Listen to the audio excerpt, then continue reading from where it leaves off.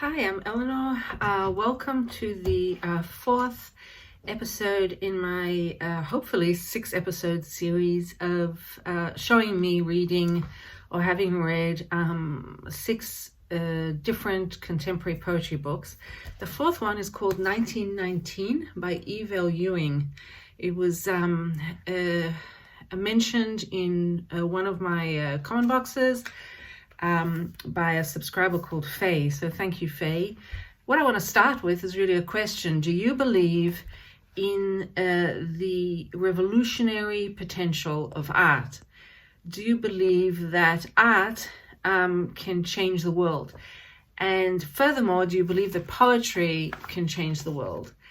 And I think that is a really interesting idea to hold in my head while I talk about this. I've actually been mulling this over for almost a week now, and I keep stopping and starting.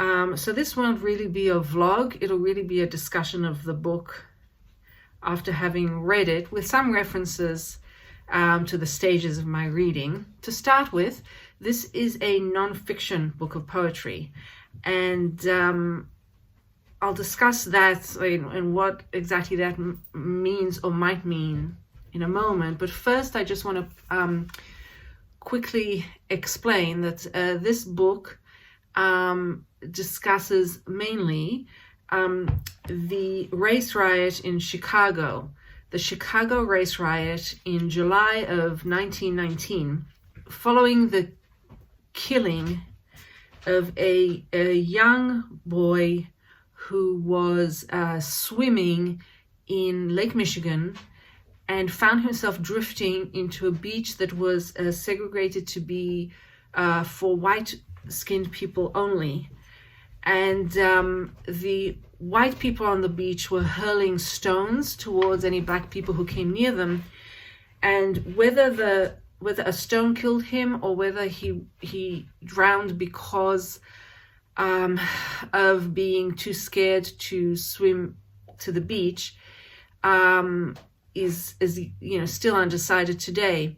But that is the incident that began the terrible riots in Chicago that left many dead, injured, and a lot of property destroyed, and had an effect on the city of Chicago for the rest of the, for a century.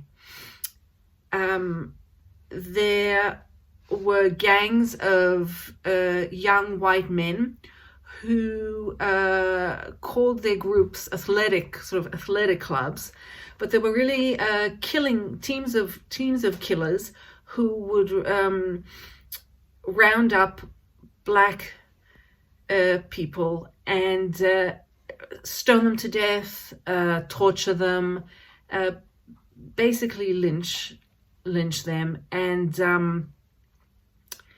they were horrific times and mostly forgotten. Now, I wasn't brought up in the US, so I don't have that as part of my US history as a part of my education.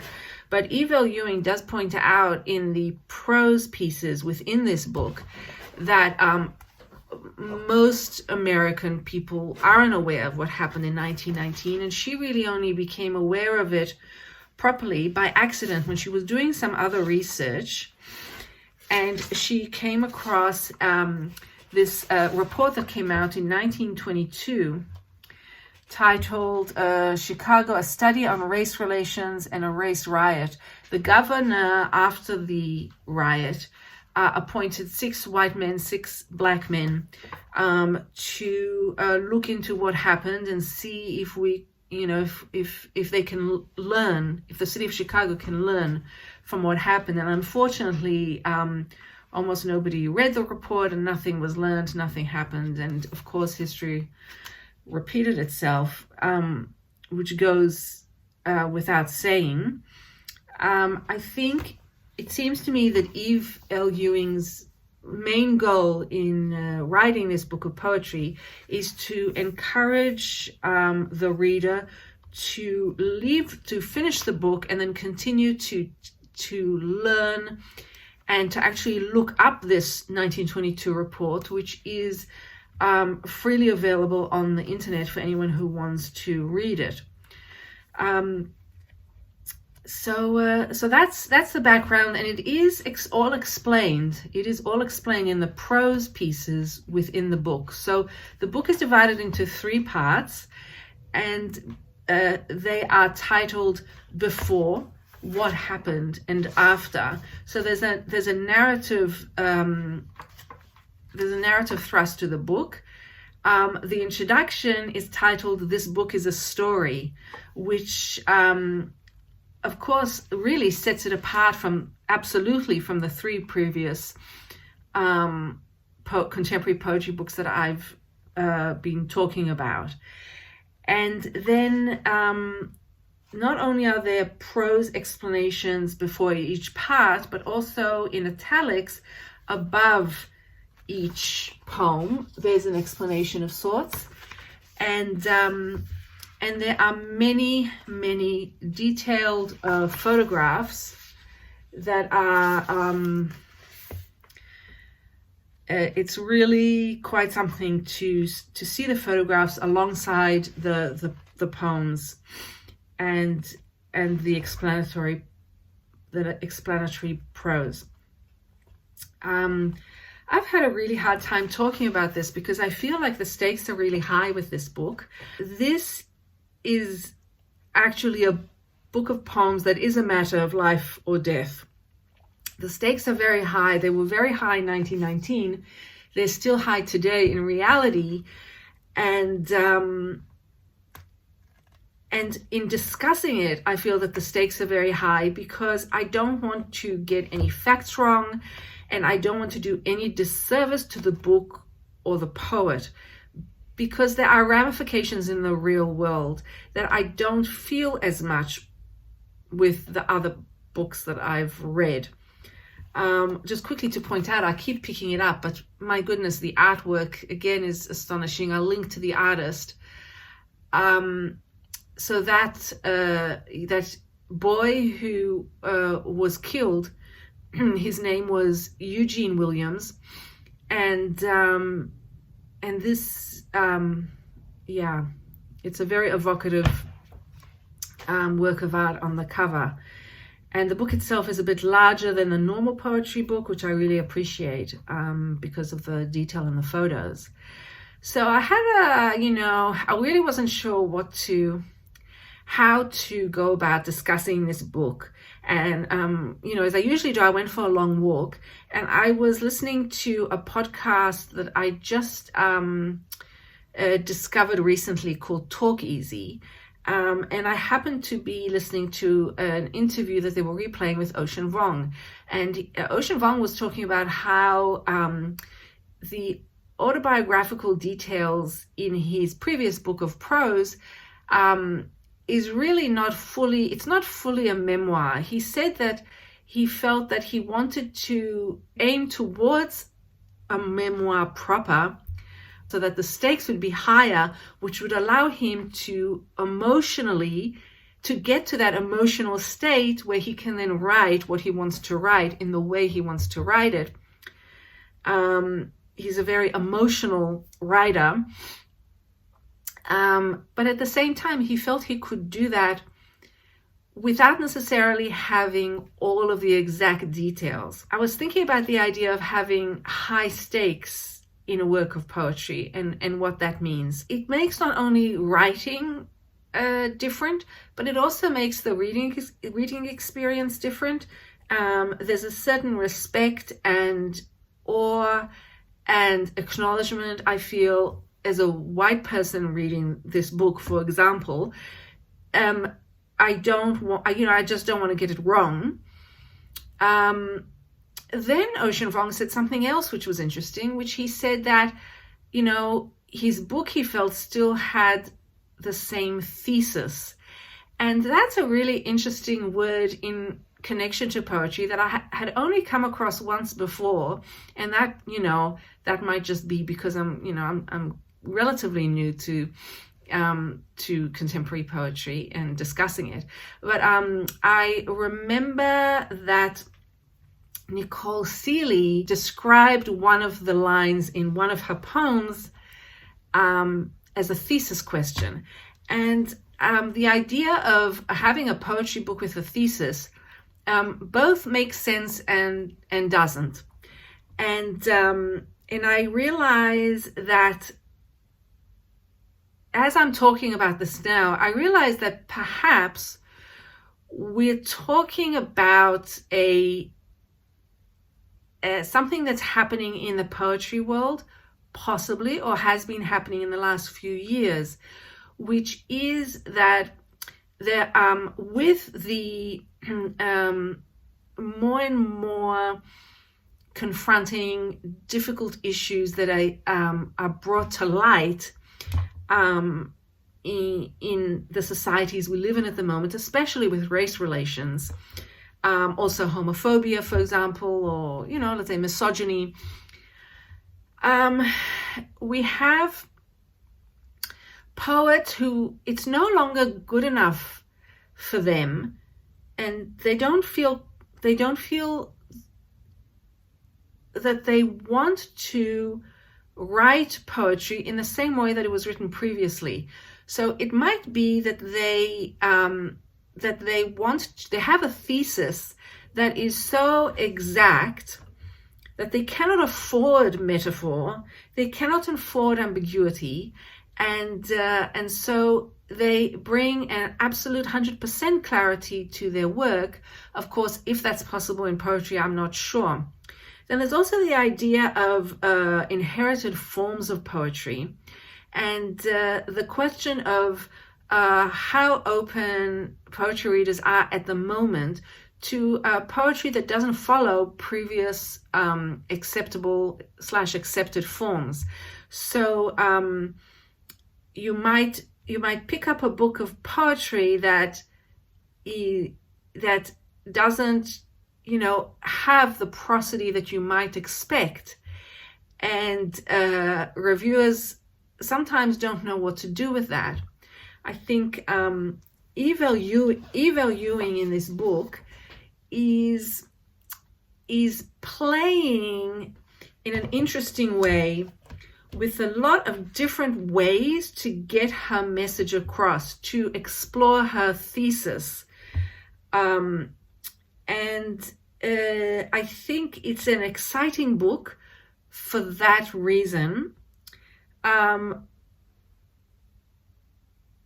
For example, there's prose, there's the visual, there's the photography, and there's the poetry. Now, within the poetry, there are certain elements that are fascinating. For example, at the start of each of the three parts of the book is a poem that uses a chapter from the book of Exodus, from the Old Testament, as a sort of template from which to write.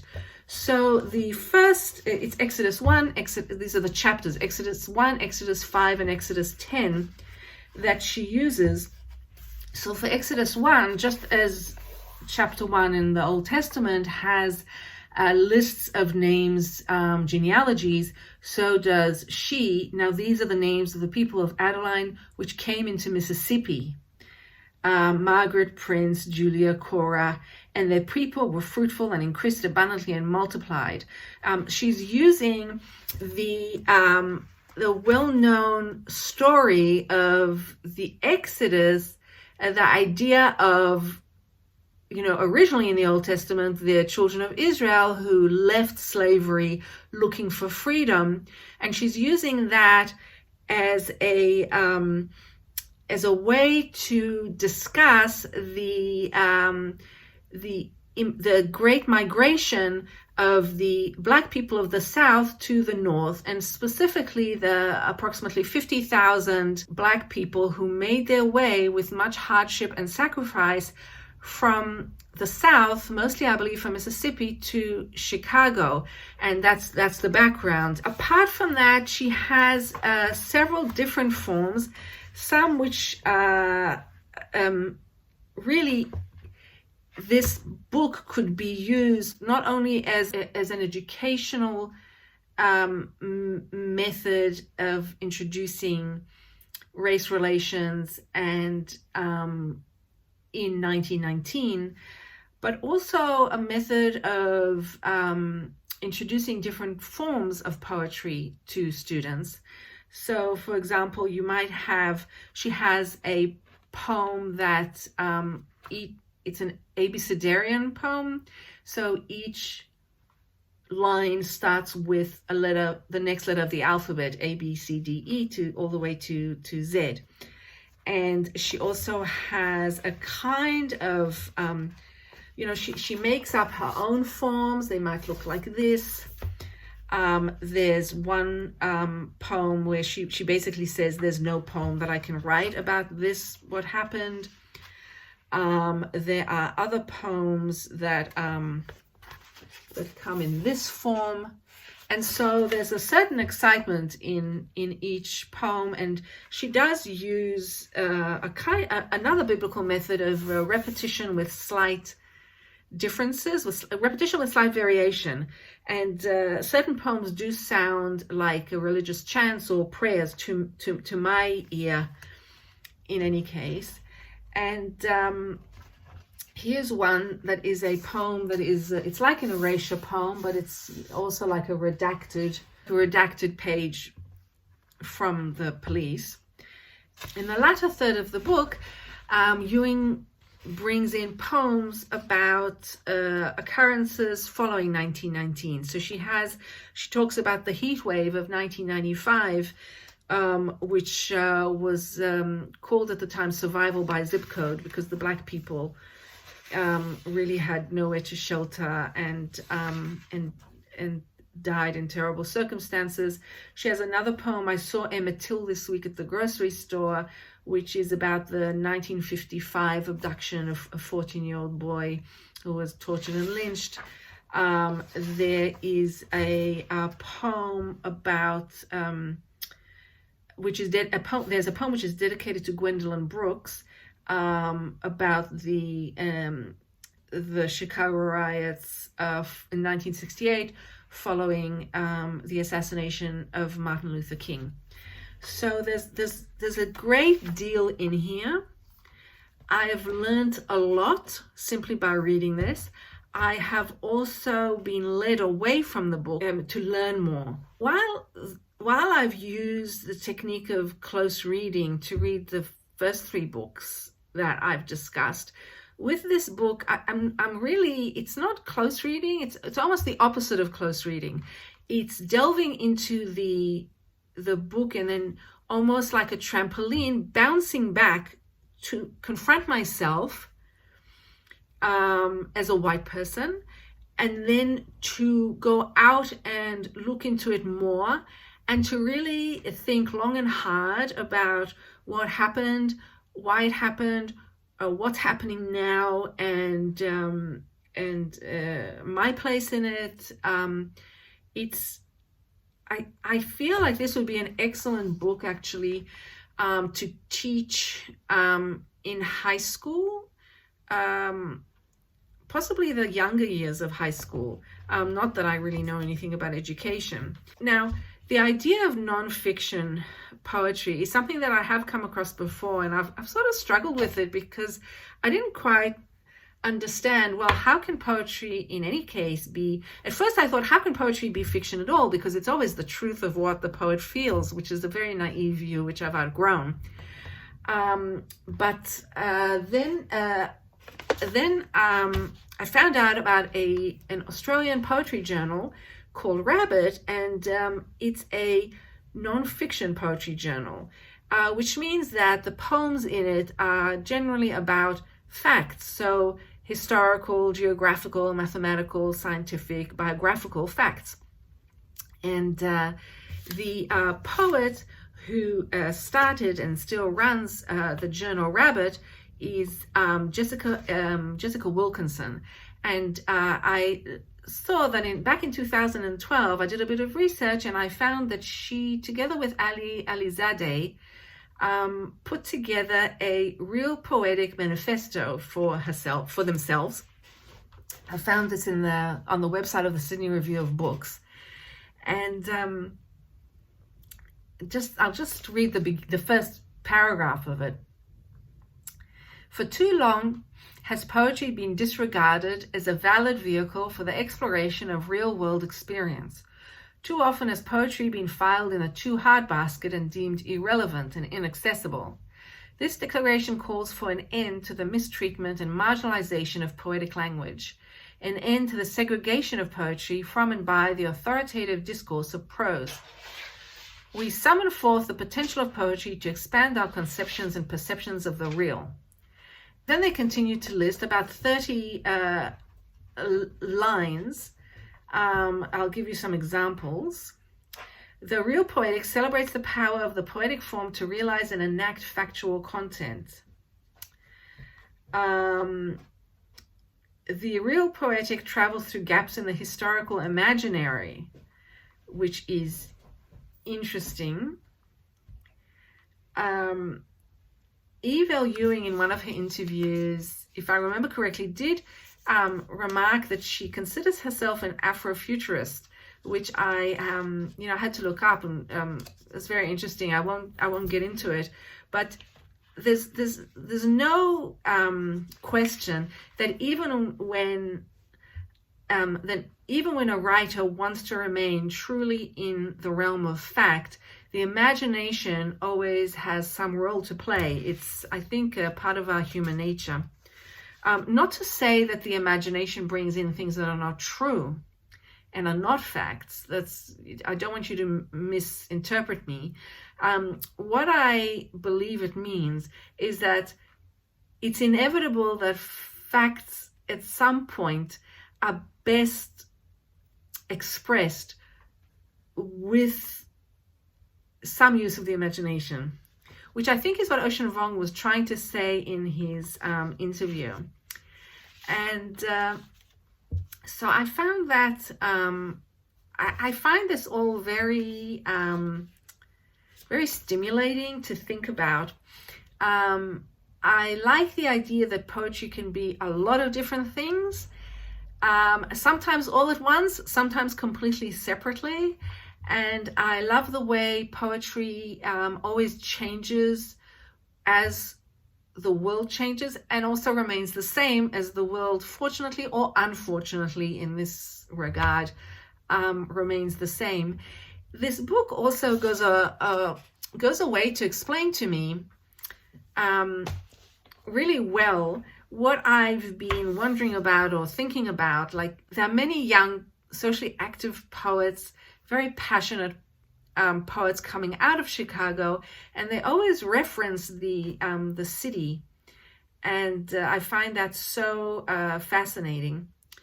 Ewing herself is from Chicago, I believe, and I'd like to mention that she is not only a poet and writer, but she's also a sociologist. She's a professor of sociology, and that makes it even more understandable that she would write this book. On top of that, she also writes for Marvel Comics. I hope I represented this book well. It's made a huge impression on me. I still have a lot of thinking to do about it. So always remember, the only real property is the property of the mind. And I'll be back in a few days with the 5th book in the series. Thank you.